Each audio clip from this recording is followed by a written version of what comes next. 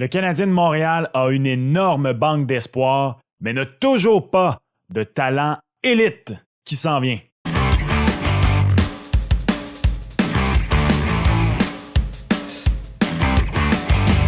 What's up tout le monde, c'est ton boy Max, bienvenue à une autre vidéo.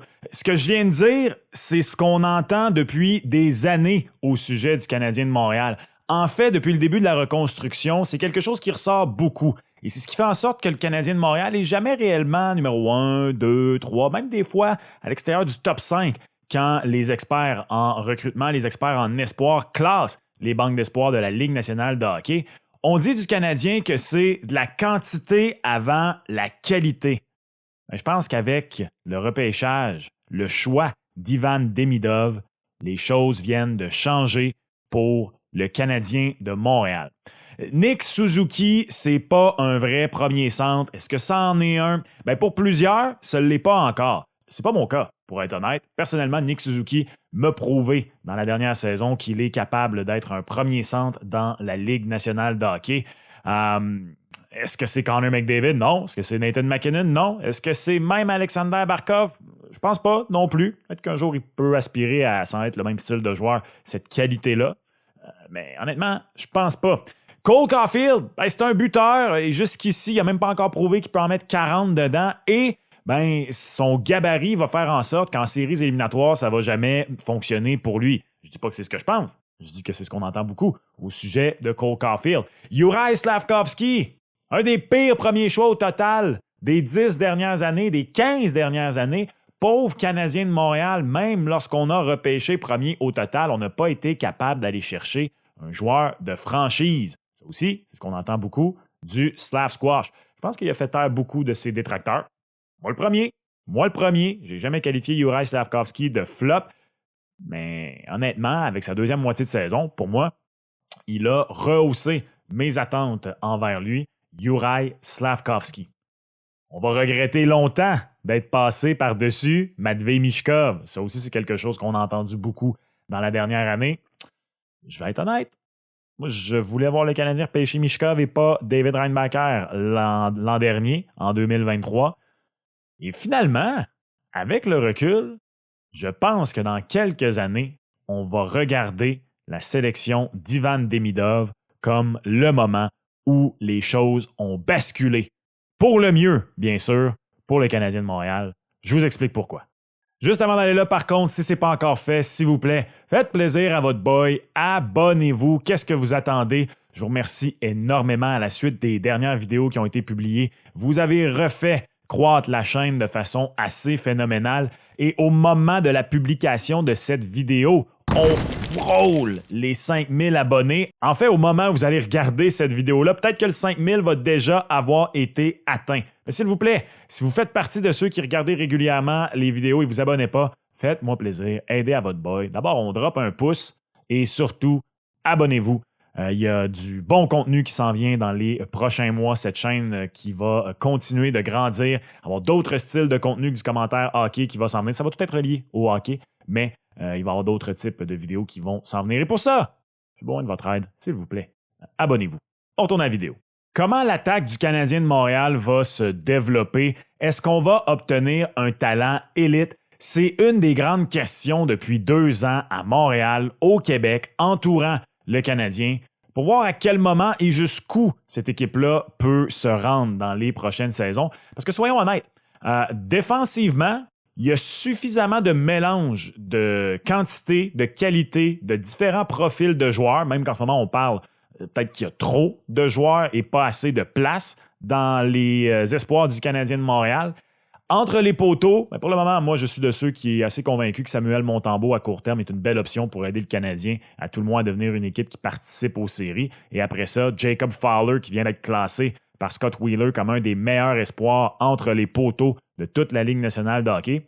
Je pense qu'il peut devenir à long terme l'option devant le filet, mais ça, c'est pour dans un petit bout. On a potentiellement notre réponse et de toute façon, on a également repêché d'autres gardiens au cas où que ça ne fonctionne pas pour Fowler. En attaque, il manque un joueur de catégorie élite selon plusieurs. Pas de game breaker, de joueur élite, de Nikita Kucherov, de Nathan MacKinnon ou même simplement un Matthew Tkachuk. C'est ce qu'on entendait beaucoup du Canadien de Montréal. Regardons l'attaque du Canadien, regardons un potentiel top 6 et comparons cette attaque au meilleur top 6 des 10 dernières années. Non, pas l'Avalanche du Colorado, non, pas les Oilers d'Edmonton, ni même le Lightning de Tampa Bay. Les Avengers.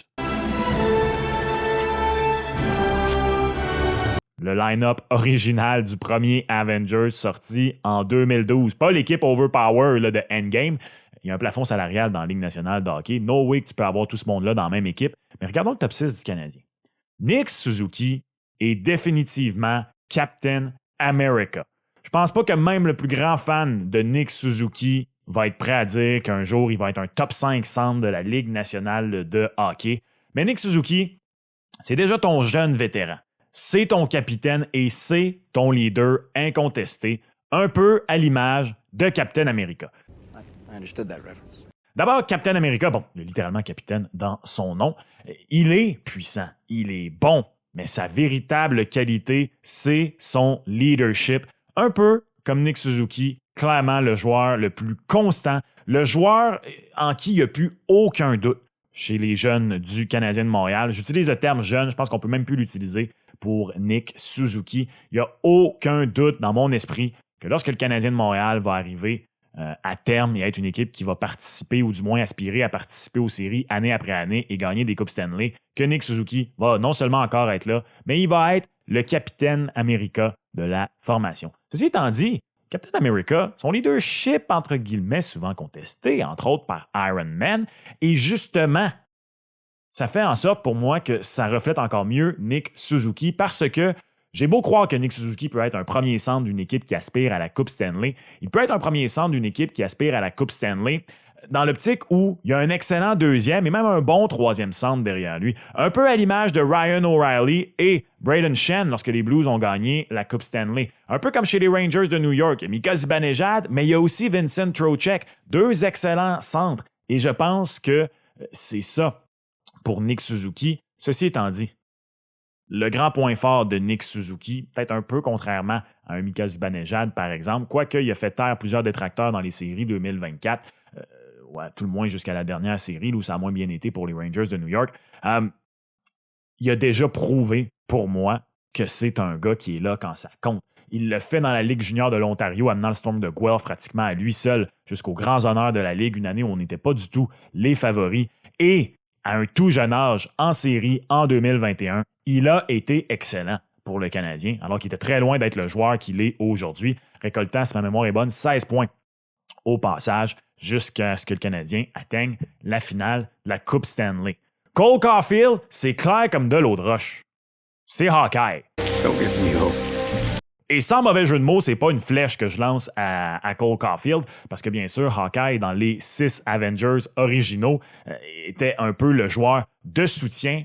Mais je pense que Cole Caulfield, mieux il va être entouré, plus il va avoir d'autres grands joueurs autour de lui, mieux il va être, meilleur il va être, et il va pouvoir se concentrer sur sa tâche principale qui est marquer des buts. Je le sais, je vois déjà venir en commentaire dire que Cole Caulfield, c'est plus que ça. Je suis d'accord, mais ça reste que son attribut principal. Ça reste que si Cole Caulfield veut être un des joueurs les plus importants de son équipe dans la Ligue nationale de hockey, il faut, à l'image de Hawkeye, qu'il fasse, littéralement, flèche de tout bois et qu'il marque énormément de buts. Je disais que c'était pas une flèche à Cole Caulfield. La preuve!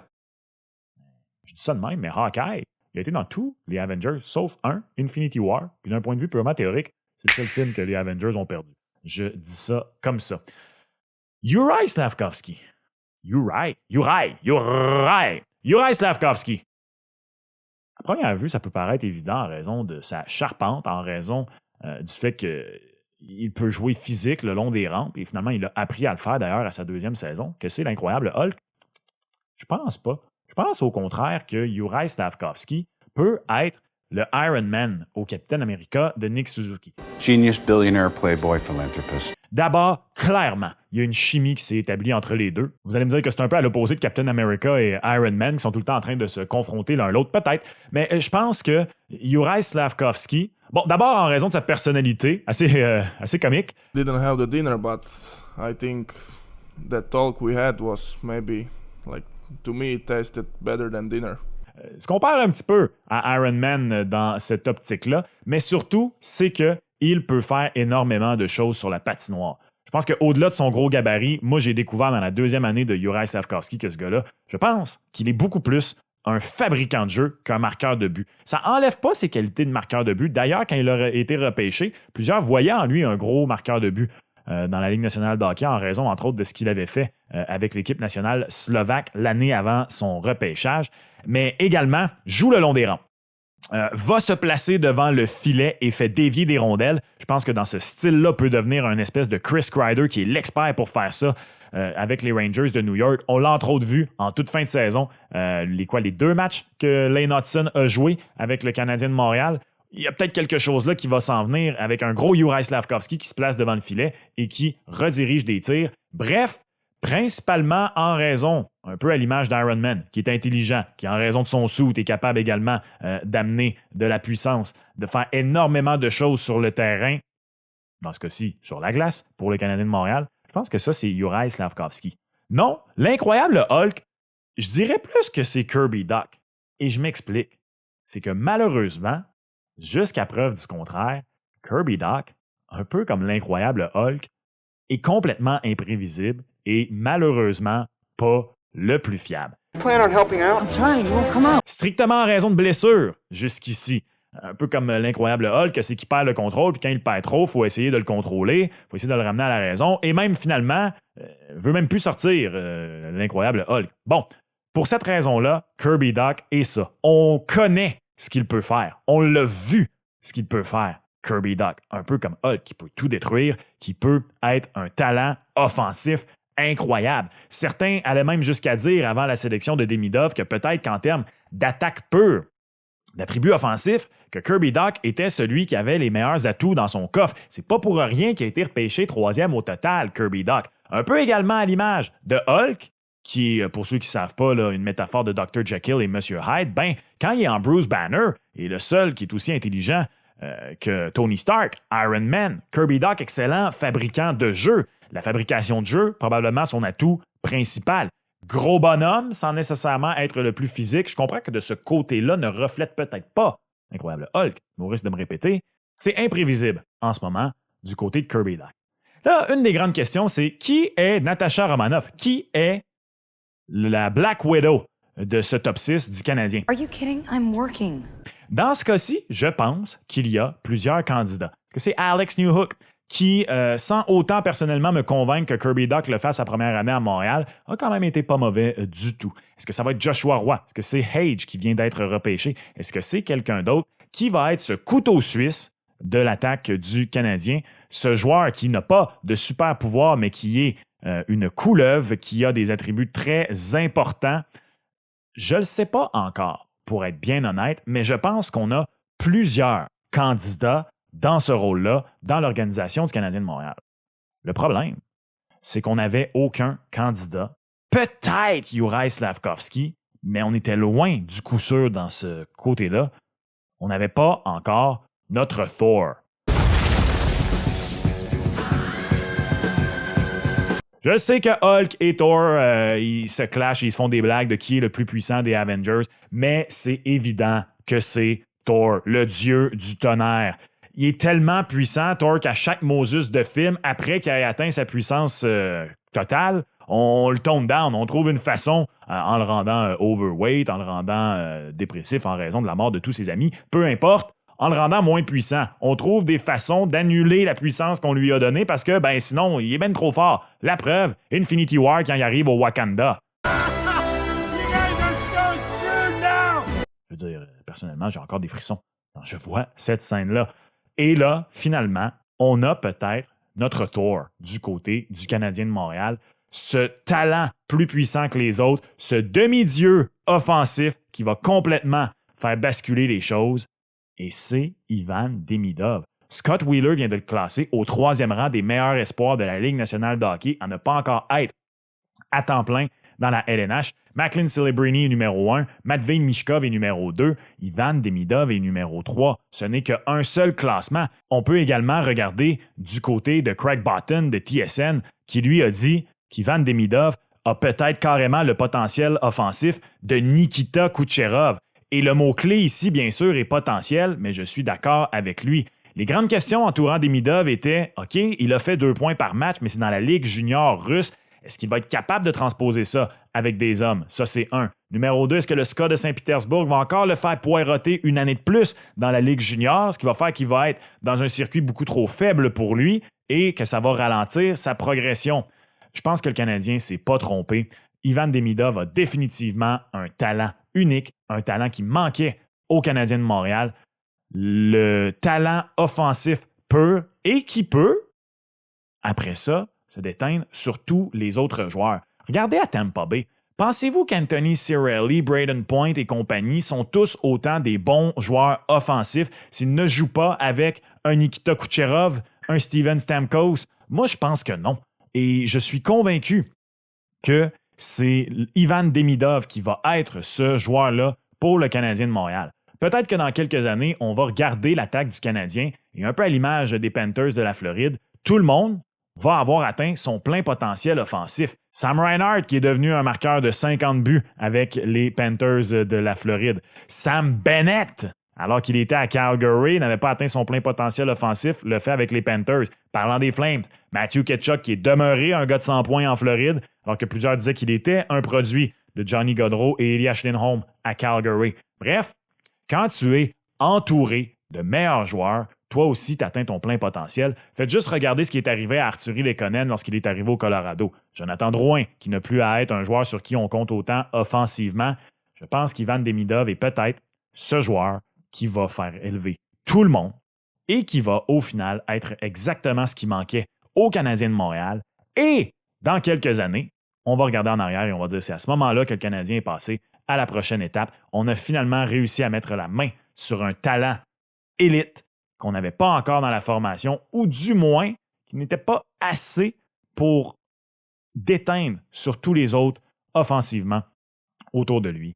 Et dans cette optique-là, Ivan Demidov va être le Chris Hemsworth, va être le Thor du Canadien de Montréal. Mais ça, c'est ce que moi, je pense de la sélection d'Ivan Demidov. C'est ce que je pense du rôle qu'il va occuper au sein du Canadien de Montréal. Et c'est pourquoi je pense qu'il est le game changer, le point pivot qu'on attendait. Il est l'élu au final. Mais toi, qu'est-ce que t'en penses? Laisse-moi savoir en commentaire. Es-tu aussi convaincu qu'Ivan Demidov est destiné à devenir le meilleur joueur offensif du Canadien de Montréal? Est-ce que tu es sceptique? Laisse-moi savoir dans les commentaires. Si jamais c'est pas fait, encore une fois, fais plaisir à ton boy. Abonne-toi, s'il te plaît. Et t'as manqué certaines de mes dernières vidéos. Il y en a quelques-unes qui vont apparaître dans les prochains instants. Merci encore une fois et on se reparle dans le cadre d'une prochaine vidéo. Ciao!